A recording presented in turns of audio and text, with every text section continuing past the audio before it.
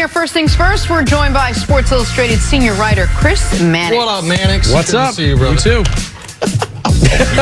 Actually, his SI television show yesterday with Sarah Kustok was outstanding. Thank you, man. Really Good stuff. All right, Sixers Raptors, Mannix, game 2, and it was the Jimmy Butler show. With Joel Embiid playing sick, Butler had 30 points, 11 rebounds, and a 94-89 Philly win. Their first win in Toronto since 2012, snapping a 14-game losing streak. All right, so the series is tied now. Game 3 in Philadelphia on Thursday. Here's Sixers head coach Brett Brown after the game. This was James Butler. Like, that was the adult in the gym. Coach came in here and he said, this wasn't Jimmy Butler tonight, it was James Butler because how mature. My name isn't James. It literally is Jimmy. He talked about your maturity. What do you think he was seeing there that made him feel that way?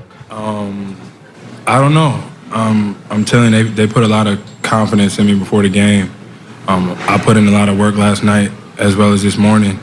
But all in all, man, it was a team effort. I always go back to defense. You know, we get stops, we're taking off into the open floor. Guys are making plays like Joe and Ben. You know, whenever we're playing like that, guarding like that, we're such a good team. We definitely have to continue to do it and know that on any given night, it's going to be somebody's night. We have the group of guys that anybody can get hot. Anybody can put the ball in the basket. You feed that hot hand. Hi, Chris Mannix. How did the Sixers beat Toronto last night with Joel Embiid being as sick as he was? Well, this was the most impressive win of the postseason for any team, I thought. I mean, backs against the wall, you know, Philadelphia, after getting pretty roundly beaten in game 1, to bounce back in the way that they did. I think it did start defensively. Kawhi Leonard had a great game, but Kawhi Leonard during that game, I'm watching him, and he was doing a lot of un-Kawhi-like things. I mean, one of the things I like about Kawhi is that there's very little wasted motion in his game. He either attacks or he moves the ball. And he was just kind of holding the ball and hanging around, dribbling a little bit too much. That was number one. And holding that Toronto bench to just, 6 points in that game, that was incredibly impressive. To outscore them, 26-5 or something along that range, that was outstanding. I mean, their ability to lock in on that end of the floor and make Siakam shoot a low percentage and hold the bench to what they did, that was remarkable. And Butler, we talked about this going into the postseason.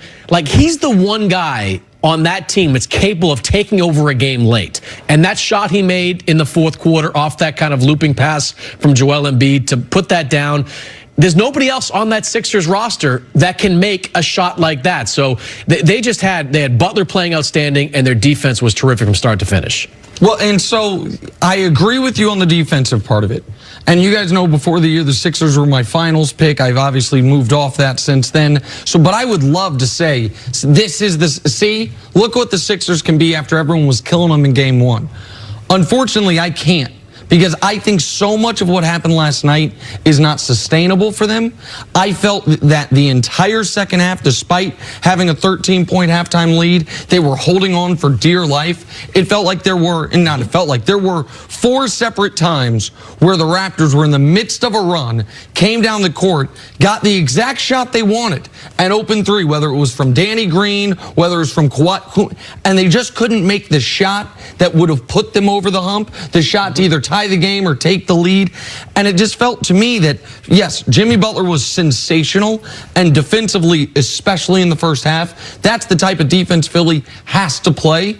And the bench unit was shocking that the